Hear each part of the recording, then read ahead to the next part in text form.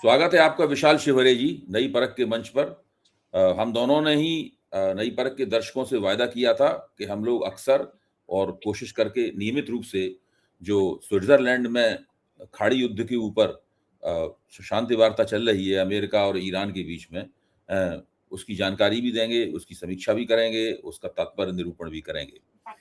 अभी लेकिन आज सवेरे ही ये खबर आई कि डोनाल्ड ट्रंप को अमेरिकी संसद ने एक बहुत बड़ा झटका दिया है। उन्होंने राष्ट्रपति के युद्ध संबंधी जो अधिकार हैं, उस संबंध में उन्होंने एक प्रस्ताव वहाँ पारित किया है, जो कांग्रेस पहले ही पारित कर चुकी थी, अब सीनेट ने उसको पारित किया है और इसमें रिपब्लिकन पार्टी के भी कुछ लोगों ने डोनाल्ड ट्रंप के खिलाफ वोट किया। डोनाल्ड ट्रंप इससे काफ़ी चिढ़े हुए थे।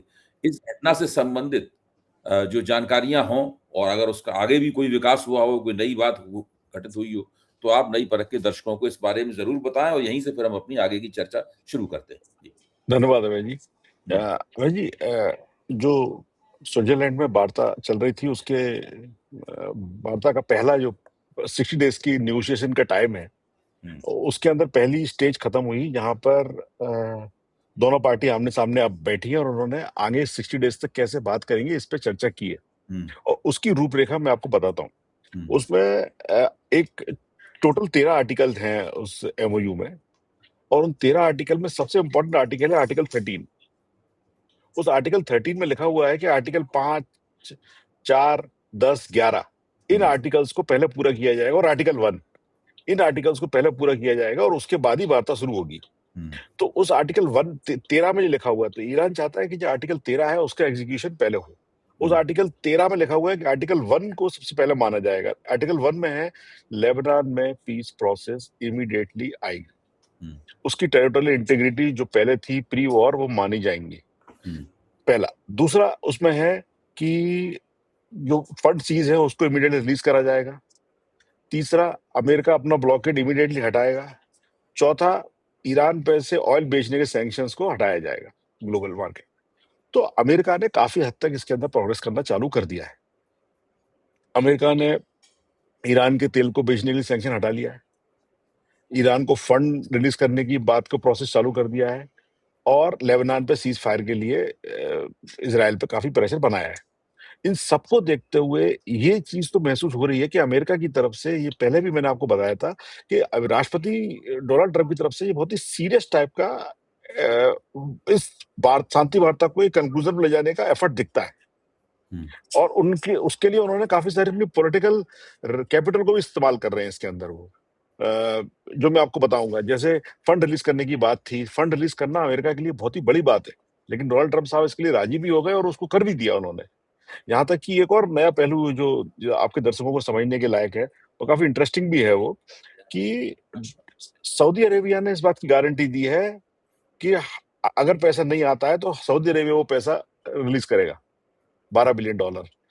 सऊदी अरेबिया और ईरान एक दूसरे कट्टर विरोधी है, लेकिन अब सऊदी अरेबिया समझ गया है कि इस वॉर के बाद ईरान विश्व की राजनीति में और उस क्षेत्र में शक्ति बनने जा रहा है और वो शक्ति के साथ खड़े हुए दिखना चाहते हैं। तो ये बहुत ही अच्छी बात है। वहां के राष्ट्रपति जी इसके बाद पाकिस्तान गए अपनी यात्रा पे, और मुझे जहां तक लगता है अब ईरान पूरे विश्व के नेताओं के संग मिलकर इस वार्ता को चर्चा करेगा, आगे बढ़ाएगा। एक तो वो रास्ता चलेगा। दूसरा रास्ता अभय जी, जो ईरान की कुछ फंडामेंटल इश्यूज है जिस पर डोनाल्ड ट्रंप साहब पहले बोल चुके हैं कि हम मान गए, अब बार बार पलट रहे हैं। जैसे न्यूक्लियर इशू है, न्यूक्लियर इशू पे ईरान ने क्लियर बोल दिया कि हम सिविलियन पर्पस के लिए न्यूक्लियर प्रोग्राम नहीं छोड़ेंगे। वो कुछ रिएक्टर्स उनके हैं जो न्यूक्लियर पावर पे ही चलते हैं बिजली की आपूर्ति के लिए, जैसे तेहरान का है, इस्फहान का है, जिसके अंदर 22% वो प्रोसेस यूरेनियम चाहिए ही चाहिए उनको। तो वो तो ईरान ने मना कर दिया कि हम उनको नहीं छोड़ेंगे। और एक प्लांट है तेहरान के अंदर जो रेडियो एक्टिव मेडिसिन बनाता है। तो ऐसे बहुत सारी न्यूक्लियर को लेके इश्यूज है जिन पे अमेरिका मान चुका है कतर के थ्रू, बट अब वो अपनी स्थिति पीछे ले रहे हैं। पहला तो ये। दूसरा भाई जी, आपने जो वॉर रेजोल्यूशन पावर एक्ट की बात की, वो बहुत ही इंटरेस्टिंग चीज है बाबू जी। पहली बार अमेरिका के दोनों हाउस से वो पास हुआ, और उस 50 to 48 के उससे पास हुआ, जिसमें ये बोला गया कि इमीडिएटली ईरान में वॉर खत्म किया जाए, क्योंकि अमेरिकन कॉन्स्टिट्यूशन के हिसाब से वॉर चालू करने का अधिकार केवल और केवल कांग्रेस को है। राष्ट्रपति को वहां के वॉर चालू करने का अधिकार नहीं है। वो केवल और केवल कॉन्फ्लिक्ट कर सकते हैं, वो भी केवल 90 दिन के लिए, और उसमें 90 दिन के बाद आके उनको 30 रेटिफाई कराना पड़ेगा। अगर वो रेटिफाई नहीं होता है तो वो वापस करना पड़ेगा। सो वो 90 दिन भी पास हो गए, सब कुछ हो गया। और डोनाल्ड ट्रंप साहब को एक लीगल चैलेंज था। कल रात को वो वॉर रेजोल्यूशन एक्ट पास हुआ, जिसके अंदर डोनाल्ड ट्रंप साहब को ऑब्लिगेटेड किया गया कि आप इसको, अपनी फोर्सेस को वापस बुलाएं और कोई पैसा खर्च नहीं किया जाएगा। लेकिन डोनाल्ड ट्रंप साहब ने अपनी अ, राष्ट्रपति की पावर का इस्तेमाल या ऑफिस का इस्तेमाल या वहां की राजनीति का इस्तेमाल करते हुए उन सभी सेनेटर्स को जिन्होंने खिलाफ वोट किया था, उन सबको मना लिया। और रात होते होते वो पावर एक्ट रिपील हो गया। कांग्रेस ने उसको वापस ले लिया और वो फेल हो गया। और ये इस प्रस्ताव पे फेल हुआ है कि हम इसको अब दोबारा कांग्रेस में लेके नहीं आएंगे। उसमें बिल कैसिडी है, जो इसको सपोर्ट में पहले वोट किए थे, फिर अगेंस्ट में वोट किए हैं। काफी सारे डेमोक्रेटिक एमपीज भी और सेनेट भी पलट गए हैं इस बात को लेके, और उन्होंने वो बिल वापस कर लिया है। तो अब राष्ट्रपति डोनाल्ड ट्रंप साहब पे लीगली कोई या वहां की सेनेट की तरफ से कोई ऑब्लिगेशन नहीं है इस वॉर को रोकने के लिए। नहीं, हो सकता है डोनाल्ड ट्रंप ने अपनी तिकड़मे करके, अपने प्रभाव का इस्तेमाल करके, राष्ट्रपति के तौर पे उनको जो असाधारण अधिकार प्राप्त हैं, उन अधिकारों को इस्तेमाल करके उस बिल को वापसी करवा ली हो। लेकिन इससे एक बात तो साबित होती ही है कि डोनाल्ड ट्रंप का रास्ता इतना सीधा और सरल नहीं है। उसमें बार-बार उसमें बाधाएं पड़ेंगी, और जो अमेरिका में जो लोग सत्ता चला रहे हैं, जो अमेरिका का रूलिंग क्लास है, अमेरिका का शासक वर्ग है, इसमें रिपब्लिकन भी हैं, इसमें डेमोक्रेट भी हैं, वहाँ के ब्यूरोक्रेट्स भी हैं और वहाँ के पूंजीपति भी हैं, वहाँ का कॉर्पोरेट सर्कल, ये सब मिलाकर जो एक रूलिंग क्लास बनता है, वहाँ का जो एलीट है, इंटेलेक्चुअल एलीट है, ये सब मिलाकर जो एक रूलिंग क्लास बनता है, ये रूलिंग क्लास डोनाल्ड ट्रंप के प्रति असहज है। आज अखबारों में एक खबर और है कि ये प्यू सर्वे है, प्यू सर्वे बताता है कि डोनाल्ड ट्रंप की जो ग्लोबल रैंकिंग है, वो काफ़ी तेज़ी के साथ में गिरी। गिरी है। अच्छा, अब डोनाल्ड ट्रंप भी सोचते होंगे कि चलिए हमारी रैंकिंग भी गिर रही है, लोग अब उतने ज़्यादा हमारा समर्थन नहीं कर रहे हैं, हमारी जो कार्रवाइयाँ हैं, उनके प्रति बहुत ज़्यादा वो सहज भी महसूस नहीं कर रहे हैं। तो ज़ाहिर है कि हम अब पहले जैसे नहीं रहे, अब कुछ समस्याएँ हैं, उनका सामना करना पड़ेगा, लेकिन बाकी उन्हें 2 ही साल तो जो कुछ झेलना है, जो कुछ 2 साल झेलना है। 2 साल के बाद तो वो खत्म। अब तो उनको केवल ये दिखाना है कि वो राष्ट्रपति जब नहीं रहेंगे, तो कहीं उनको महाभियोग तो नहीं चल जाएगा उनके ऊपर, जेल तो नहीं चले जाएंगे। जेल तो नहीं भेज दिया जाएगा। कहीं ऐसा तो नहीं होगा कि अमेरिका का जो पूर्व राष्ट्रपति 2 बार का है, वो जेल के किसी सेल में बैठा हुआ अपनी ज़िंदगी के आखिरी दौर को गुज़ारे, क्योंकि उम्र भी उनकी काफ़ी हो गई है, कब तक ज़िंदा रहेंगे? कोई 200 साल ज़िंदा थोड़ा ना रहेंगे वो। तो ये जो स्थिति है, मेरे ख्याल से इस सब की वो पेशबंदी कर रहे होंगे, और अभी नवंबर में जो मध्यावधि चुनाव होने वाले हैं, इन मध्यावधि चुनावों में उनकी दुर्गति ना हो, ये भी वो सोच रहे होंगे। ज़ाहिर है उनके पास कई हथकंडे होंगे, काफ़ी होशियार आदमी हैं, इसमें कोई शक की बात नहीं। और उनकी चतुराई, उनका काइयापन, ये सब स्थापित स्थापित हो चुका है। जिस तरीके से वो अपनी बातें कहते हैं, वापस लेते हैं, फिर उस बात को कह देते हैं, फिर वापस लेते हैं, फिर दाईं तरफ से निकल जाते हैं, कभी बाईं तरफ से निकल जाते हैं, तो वो काफ़ी कुशल धावक हैं। अ, काफ़ी चपल है उनकी गति। तो ये तो हम सब मान सकते हैं। लेकिन जिस तरीके से वो इस जेनेवा की वार्ता में पेश आ रहे हैं, उससे यही लगता है कि वो अब इस पूरे गल्फ की जो राजनीति थी, उस राजनीति को वो पहले की तरह कर नहीं सकते। वो ईरान पे वो दबाव नहीं डाल सकते। अंततः उनको उससे बाहर ही निकलना है। जो नुकसान फ़ायदा होगा, जो प्रतिष्ठा में गिरावट होगी, वो सब उन्हें झेलना ही पड़ेगा। वो उनका अपना किया-धरा है। जो वो चाहते थे, वो नहीं हो पाया। तो ये सब तो उन्हें करना ही है। जी। अभय जी, मैं इसको 3-4 पॉइंट पहले आपको बताता हूँ, उसके बाद फिर एक्सप्लेन करूंगा। हुँ, सबसे पहले अभय जी, इस बात में कोई शक नहीं है कि अमेरिका को डोनाल्ड ट्रंप साहब ने हरा दिया। हुँ, मिडिल ईस्ट में वो पूरी तरह हार चुके हैं। अब अमेरिका की साख और अमेरिका की हार की बात नहीं है। अब वो केवल और केवल डोनाल्ड ट्रंप साहब अपनी खुद की साख को बचाने के लिए लगे हुए हुँ, हैं। मिडिल ईस्ट से अमेरिका का सामान समेट गया हुँ, और धीरे-धीरे आप देखेंगे वो अपने घर की तरफ चल देंगे। वो हुँ, घर वापसी का रास्ता उन्होंने बना दिया। हुँ, अच्छा, दूसरा अभय जी, जो अभी जो मध्यवर्ती चुनाव की बात आपने की, तो मैं आपको उससे और जो कल का बिल पहले पार्लियामेंट में पास हुआ, फिर रिफ्यूज, फिर उसको वापस लिया, उस पर बताता हूँ। अबे जी, ये जो मध्यवर्ती चुनाव होते हैं, वहाँ पे प्राइमरी करके एक सिस्टम होता है। हर पार्टी अपने कैंडिडेट्स का वहाँ के जो रजिस्टर्ड पार्टी के कार्यकर्ता है वो चुनते हैं, उसको बोलते हैं प्राइमरी। जब वो प्राइमरी जीतते हैं तो वो कैंडिडेट बनते हैं, वो कैंडिडेट फिर जाके कंटेस्ट करते हैं। अबे जी, वो प्राइमरी की जो लड़ाई है वो चल रही है अभी अमेरिका में, और वो जो लोग प्राइमरी में जीतेंगे वही लोग चुनाव लड़ेंगे। फिर उसके बाद डेमोक्रेट और रिपब्लिक में चुनाव होगा। तो अबे जी, सबसे पहला जो स्टेज है वो है प्राइमरी का, और प्राइमरी में जो लोग संसद में इस बिल के खिलाफ वोट डाल चुके हैं रिपब्लिकन्स के, उसमें क्या है भाई जी, या तो डोनाल्ड ट्रंप साहब ने उनको इंडोर्स नहीं करा, या उनके खिलाफ किसी और आदमी को इंडोर्स कर दिया, तो उनका टाइम खत्म हो गया है, तो वो मोरल कंपास ले रहे चल रहे हैं। इन अमेरिकन सेनेटर्स का कोई मोरल कंपास नहीं है, ये केवल और केवल अब उस चुनाव में लड़ नहीं सकते, इस बात की खींच वो डोनाल्ड ट्रंप साहब से निकालते हैं। और डोनाल्ड ट्रंप साहब ने जिन लोगों से बात करके कल बिल को वो पलटा भी, उनको भी यही बोला होगा कि हम तुम्हें टिकट दे देंगे। बस इतनी सी कहानी है। अबे जी, डोनाल्ड ट्रंप साहब का रिपब्लिकन पार्टी के कार्डर पे बहुत बड़ा और बहुत गहरी पकड़ है। डोनाल्ड ट्रंप साहब किसी आदमी के संग फोटो खिंचा के उसको इंडोर्स कर देते हैं, वो आदमी प्राइमरी में जीत जाता है। रिपब्लिकन पार्टी पूरी तरह से डोनाल्ड ट्रंप साहब के कब्जे में है। रिपब्लिकन पार्टी को मागा के कार्डर नाम की चीज है, उसने हर कॉन्स्टिट्यूंसी में उसको गिरफ्त में ले लिया है, और उस मागा के खिलाफ वो कुछ भी नहीं कर सकते कुछ भी।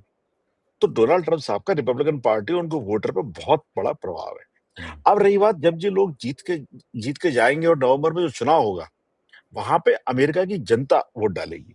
रिपब्लिकन अकेले वोट नहीं डालेंगे, डेमोक्रेट्स भी डालेंगे, जो लोग रिपब्लिकन से खुश नहीं है, जो रिपब्लिकन पार्टी के कार्डर नहीं है लेकिन वोटर हैं, वो लोग भी वोट डालेंगे। वो होगा असली लिटमस टेस्ट डोनाल्ड ट्रंप साहब के लिए। और डोनाल्ड ट्रंप साहब को लग रहा है कि वो हम हार जाएंगे, इसीलिए वो थोड़ी सी सॉफ्ट युद्ध को खत्म करने की बातें और सब बातें कर रहे हैं। अबे जी, युद्ध में एक और इंटरेस्टिंग चीज है जो उन्होंने वहां पे किया है। डोनाल्ड ट्रंप साहब पिछले 2 साल से एक ही कोशिश कर रहे थे कि कैसे भी करके रेट ऑफ इंटरेस्ट घटाया जाए। और वहां के जो सेंट्रल बैंक के चेयरमैन थे इससे पहले वाले, वो बार-बार उस रेट ऑफ इंटरेस्ट को घटाने की बात नहीं करते, वो बढ़ाने के लिए कर चुके थे। वो ये कह रहे थे कि महंगाई बहुत बढ़ रही है और मैं इसको घटा नहीं सकता।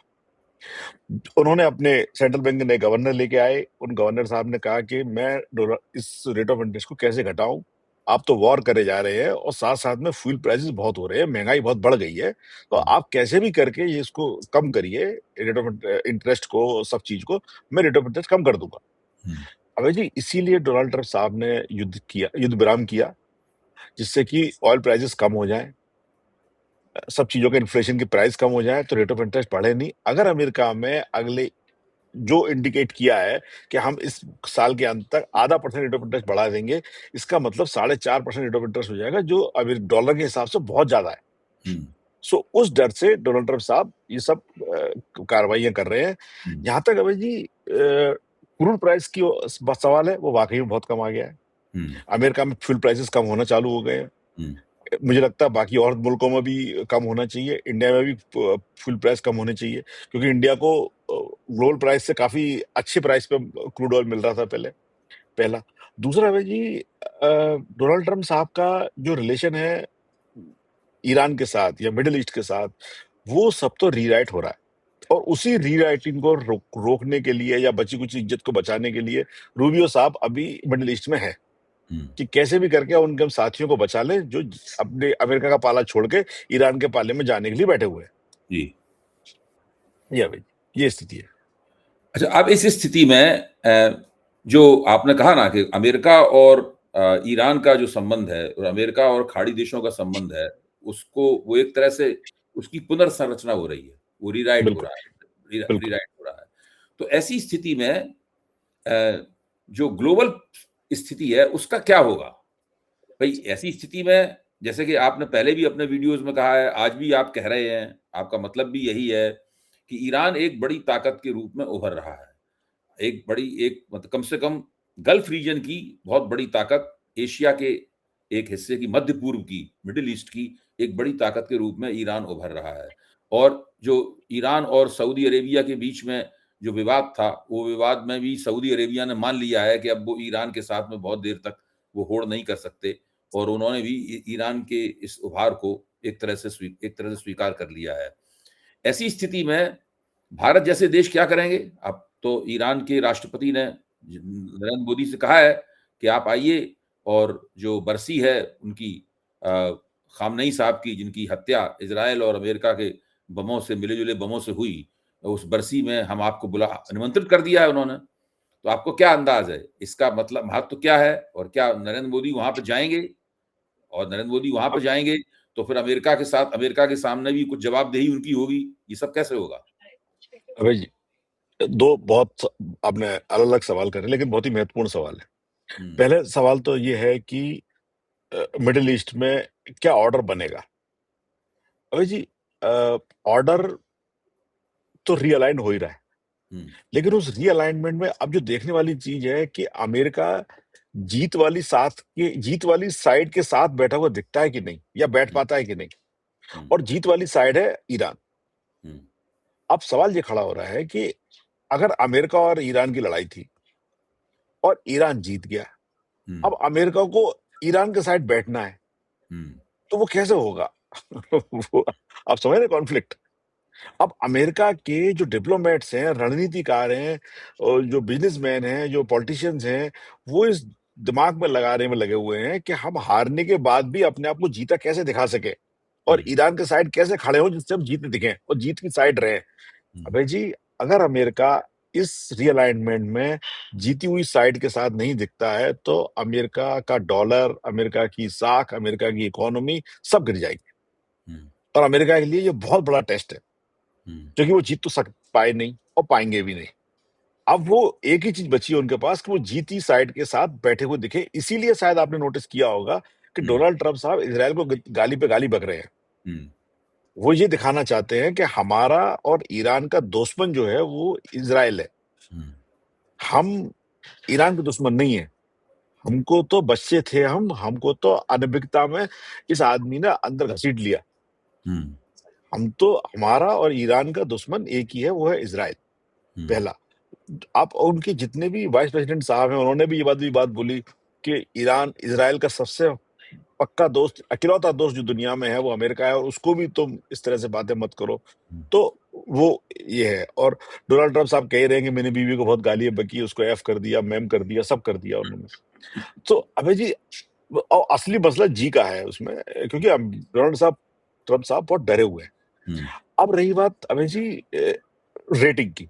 अबे जी, दुनिया में दो लोगों की रेटिंग बहुत बुरी तरह से गिरी है। एक तो नेतन्याहू साहब की, उनकी घर की खुद की कंट्री में 82% लोग वो मानते हैं इजराइल टाइम्स के हिसाब से कि नेतन्याहू साहब ने इस वॉर में इजराइल को हरा दिया। 75% लोग ये मानते हैं कि नेतन्याहू साहब ने गलत वॉर में फंसा दिया और झूठ बोला। बहुत बड़ा परसेंटेज। वहां भी अक्टूबर में चुनाव है, और वो बहुत ही बड़े चुनाव है। उसमें बीबी साहब हारने वाले हैं, अपोजिशन पार्टी में बहुत वो करने वाली हैं। तो वो एक कॉन्फ्लिक्ट है। अब रही बात अभय जी, भारत को दिया गया ईरान का न्योता। अभय जी, वो इस न्योते को दो चीजें हैं अभय जी। 4 जुलाई को उनकी अंत्येष्टि है, खमैनी साहब की अंत्येष्टि नहीं, अंतिम या अंत्येष्टि बोल सकते हैं। तो उसमें 4 जुलाई को है, ईरान ने इंडिया को बुलाया है। 4 जुलाई को एक और ऐतिहासिक चीज होने वाली है, वो है अमेरिका की 250वीं वर्षगांठ। अब भारत को वहां जाके ये डिसाइड करना है, भारत के पास ये अपने रीअलाइनमेंट का मौका है, क्योंकि लड़ाई से पहले भारत सरकार या मोदी जी इजराइल गए थे, और वो जिस तरह बैठ के आए वो पक्ष हार चुका है। अब भारत के पास भी एक ऐसी विडंबना है या ऐसी स्थिति चूज करनी है जो कि ये दिखाएं कि हम जीती पार्टी के साथ खड़े हुए हैं। तो ईरान ने भारत को वो न्योता दे के एक स्ट्रेटेजिक मूव दिए, और भारत को मौका दिया है कि वो अपने रिश्ते ईरान के साथ और दुनिया के साथ रियलाइन कर पाए। और जो भी उनको लग रहा है गलती की है तो गलती सुधार ले। अब मोदी जी इस पे कैसे रिएक्ट करेंगे, क्या करेंगे, वो तो मोदी जी खुद ही बताएंगे। एज ए अपन तो राजनीतिक टिप्पणीकार है, इसका विश्लेषण कर सकते हैं। जो चीजें पास्ट में हो चुकी हैं अपन उन्हीं का विश्लेषण कर सकते हैं, जो होने वाली है वो तो एडवाइस हो गई। और एडवाइस तो पर्सनली मांगी जाए, दी जाए तो बात अलग है, बट हाँ, इस तरह से क्या होगा उस पर तो बता पाना मुश्किल है। लेकिन हाँ, भारत के लिए रीअलाइनमेंट का मौका है, और उसको भारत को इस्तेमाल करना है कि नहीं करना, वो भारत की करना चाहिए, करना चाहिए। इतना तो हम अपने मन से कह सकते हैं, भले ही हमारी बात कोई ना माने। भारत को इस मौके का जो अब ईरान ने जो निमंत्रण दिया है, उसका इस्तेमाल इन्हें करना चाहिए। अबे जी, मैं 2 बातें और बताता हूँ। चाहिए कि नहीं चाहिए, वो भी एक एडवाइस का मसला है। लेकिन मैं 2 बातें बताता हूँ। मोदी जी ईरान जा चुके हैं। ऐसा नहीं है कि मोदी जी पहली बार ईरान जाएंगे। मोदी जी ईरान गए थे, उनका हवाई अड्डे पे बहुत जबरदस्त स्वागत हुआ था। वहां के राष्ट्रपति साहब ने बहुत बड़ा स्वागत किया था, जो उस पर थे, और भारत के ईरान से अच्छे संबंध रह चुके हैं। अब भविष्य में क्या करना है, वो एक लंबी है, और मुझे लगता है कि भारत को ये मौका उठाना चाहिए। बहुत बहुत धन्यवाद। आज हम लोग अपनी चर्चा को थोड़ा संक्षिप्त रखेंगे। आप भी यात्रा के दौरान समय निकालकर काफी मुश्किल परिस्थिति में हम लोगों से बातचीत कर रहे हैं, इसके लिए आपका हम नई बरक शुक्रगुजार है। और ये मसला तो अभी चलेगा काफी, और हम लोगों को सारी दुनिया की किस्मत इसके ऊपर टिकी हुई है, भारतीय अर्थव्यवस्था का भविष्य इस मसले के ऊपर टिका हुआ है, और हम लोग इसके ऊपर जल्दी ही दोबारा चर्चा करेंगे। भाई जी, एक छोटी सी बात मैं आपको बताऊं। हाँ, जरूर। अभी जी, हमारे आप एक दूसरे की टिप्पणी, स्ट्रेटेजी, दुनिया में राष्ट्रपति, प्रधानमंत्री, इन सबके ऊपर भी एक आदमी की दुनिया है, वो ईश्वर की दुनिया। और उस ईश्वर की दुनिया का आप देखिए इंसिडेंट, हिस्ट्री। 4 जुलाई को खमैनी साहब की सुपुर्द खाक की अंत्येष्टि है उनकी, वो फ्यूनरल है। 4 जुलाई को ही अमेरिका के 250वें साल पूरे हो रहे हैं, अमेरिका की बर्थडे भी है। ये इस पे अपन एक एपिसोड कर सकते हैं सेपरेटली कि आखिर ऐसा क्या है। ये ईश्वर की नियति है अभय जी। हिस्ट्री कैसे बनती है, हिस्ट्री कैसे क्रिएट होती है, ये 4 जुलाई इस बात का द्योतक है। इस पर अपन विस्तार से चर्चा करेंगे अगले एपिसोड में कभी। निश्चित रूप से बहुत दिलचस्प है। हम लोग जल्दी ही मिलेंगे इसके ऊपर। धन्यवाद, धन्यवाद।